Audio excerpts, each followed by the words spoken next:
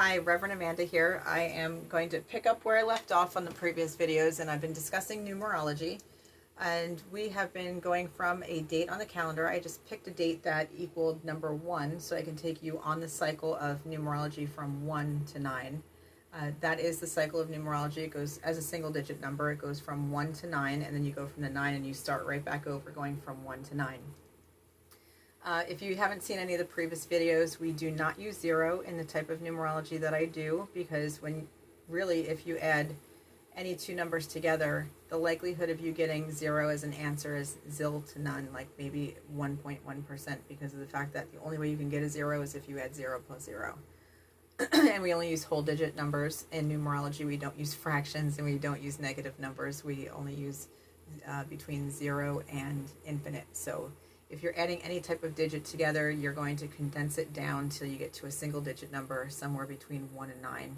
And I've been giving the readings, or the reasonings, and the symbology, the gemstones, the colors of the numbers. So I'm going to get into the next date that we left off with, which is, we started at June 4th, and now we are up to June 10th. So I'm going to show you here on my blackboard, because I don't have a whiteboard yet, but I wanted to get the information to you nonetheless. So if we're looking here at the date on the calendar of June 10th, you can see that I wrote it out, but then when we break it down into numbers, you have zeros that are there. And I just got done saying that zeros are not included in this, so I wrote it out as if I'm adding associative property here. It doesn't matter which way you do it as long as you get the numbers down.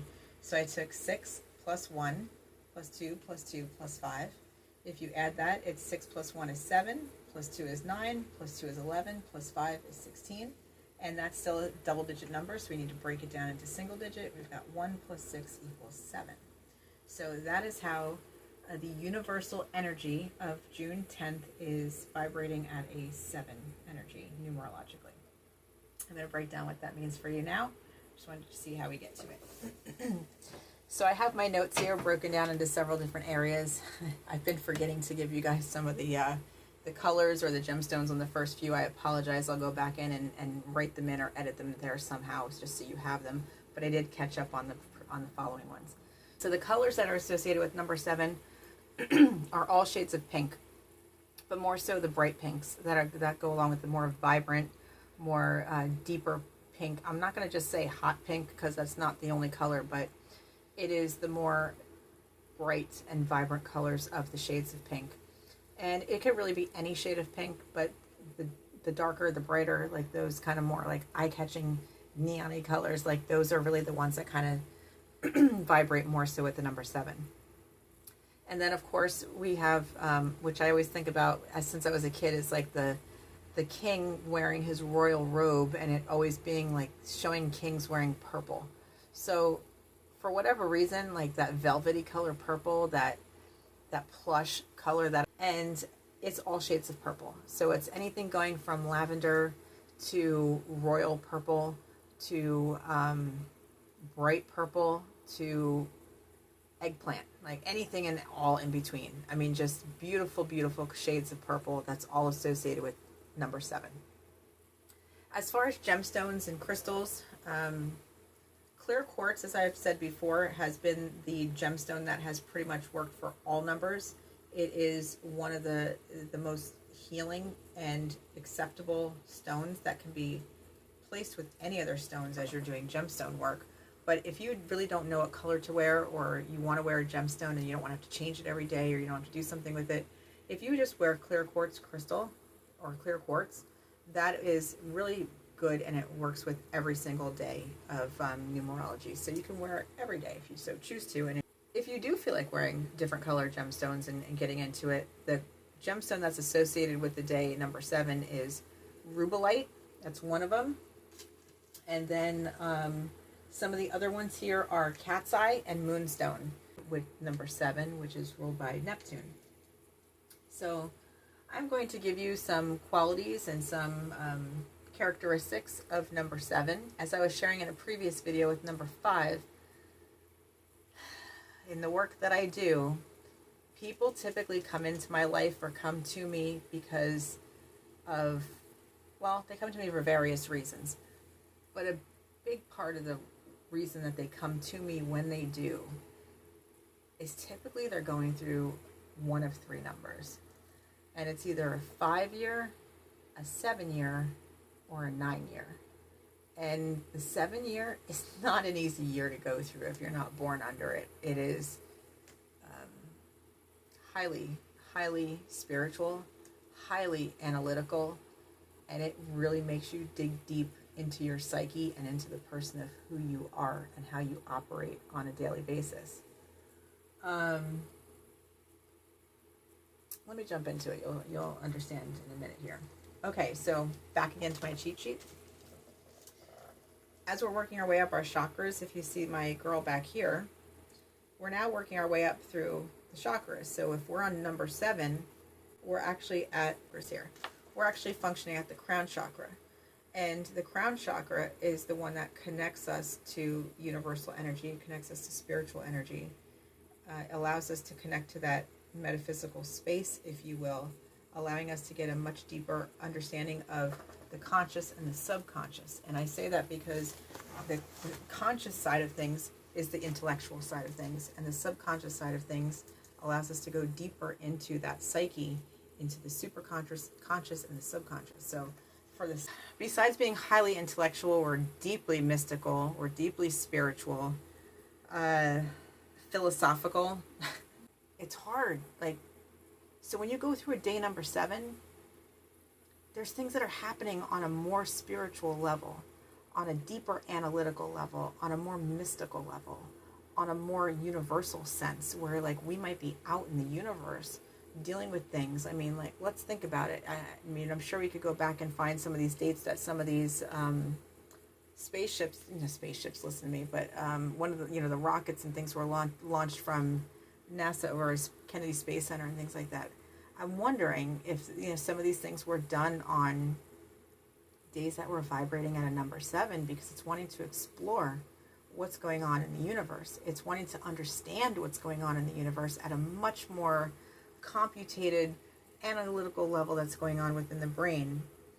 It's also about people who know how to keep secrets. 7s are highly secretive people, but not in a negative way. It's like we know how to protect our peace. So we don't just share things with people. So on day number 7s, it's going to be that people may not necessarily want to share everything with you. They have to really feel a connection with you in order to share things that day. And if you're going through a 7 energy, you may have that same spin going not sure I can really share this with you right now, or I don't really want to share it with you, or you may not even be the right person to share it with. And on a completely flip side, if you're in a vibration of energy 7, it may be the absolute most opportune time to connect in with somebody who can understand you on a much deeper level, such as a psychologist, a psychiatrist, a spiritual medium, somebody who can give you guidance and direction. It doesn't mean you have to go pay somebody to do it necessarily, but somebody who understands you and can keep your secrets without spreading your information all over the place. It is a day that people are prone to get into touch with themselves on a deeper spiritual, analytical, mystical level. So it might be a day that you decide that you want to do something different, like practice meditation, or you connect with the water, or learn how to do yoga or Pilates or something else that's going to take you into more of that realm of relaxedness. It may be a day for you to pick up a book about spirituality and expand something else that you've always wanted to know about. It might be a day where you decide to go have some Reiki done and you get some spiritual work done on your body, or you go for a massage because you're wanting to connect with somebody that can actually help move the energy and flow of what's going on around you. Some of the other things that go on with number 7s is we are in constant vibration with the rhythm of life. So we can sense and know things. That may be a day when your intuition clicks into higher gear on those particular days. You may be more sensitive, or you might be more in tune to what's going on within the universe or the flow of energy in general. It's also an energy of subjective knowledge. So it's learning how to hear what comes in and learning what will be needed for you. And it's almost like what we say when we do spiritual readings. It's like, take what resonates with you and leave the rest. That's truly what number 7 days are about, and actually how it works with you in your flow of that day. You may not need it all. You may just need some bits and pieces of information that you are missing, or things that will help you connect the dots to the things that you are missing, and that actually will work in your flow better. Am I missing anything else on that? Not yet. So the next thing I want to get into is that a big part of number sevens and this energy of number 7 days is that sometimes it can be the best time for you to have a financial gain or financial success. Now, it doesn't necessarily mean the financial money is going to hit your pocket or your palm that day, but it's a good time frame to hear that you've been awarded something or to find out that you won something.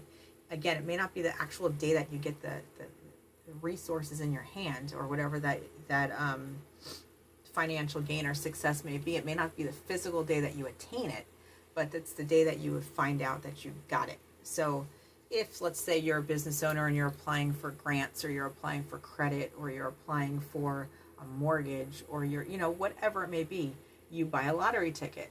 You might find out that you won, or that you got approved, or that the calculations that you were negotiating will work, but it may not mean that you physically get everything tangibly in your hand that day. It could, but it doesn't necessarily mean it will. Okay, the other thing that is in a daily vibration with number 7, as much as we don't follow everybody else, there's a part of us that knows how to keep order. So the energy of number 7, as much as it's deeply analytical, philosophical, intellectual, mystical, there's a part of number 7, and if you know any number 7s by life path in your life, you will probably hear them say, I did everything I was supposed to growing up. Like, I didn't really go against the grain until something happened. It's like some point in their life when things started to shift and alter. But number 7s, until they get their own taste of freedom and until they start to really understand who they are internally by analyzing all the stuff that people throw at them, they're pretty good obeyers of laws, and they're pretty good, obeyers of order. We do like to keep order in one way or another. I mean, a lot of number 7s are really good at running things. They're good at being leaders, and they're good at being organizers. And so when there's an order to something, we do like to uphold that order until it doesn't make sense anymore. And there's either resistance, or logically whatever was going on is no longer in play, and therefore we start to switch against the grain because we see that there's some type of injustice being done, and we don't like injustice. So we also don't like super strict rules. So if there is something going on that is super strict and it doesn't make sense, we're going to address it and question it. A big thing that comes into play with being leaders and also with obeying orders is we like to help other people. I mean, it's a big draw of what the vibration of number 7 is. So a day in the universe of number 7 is going to be typically where you're going to see some more cooperation with other people. You may go out in public and you have complete strangers wanting to help you with things, and you don't even know why. You didn't even do anything. People might be more prone to opening up the door and to saying thank you and to hi and how are you and let me help you with that to your car, and oh, don't lift that, let me help you do that. That's energy and vibration of number 7s. We're helpers. We are meant to come in and to help people, but doing it on your own terms.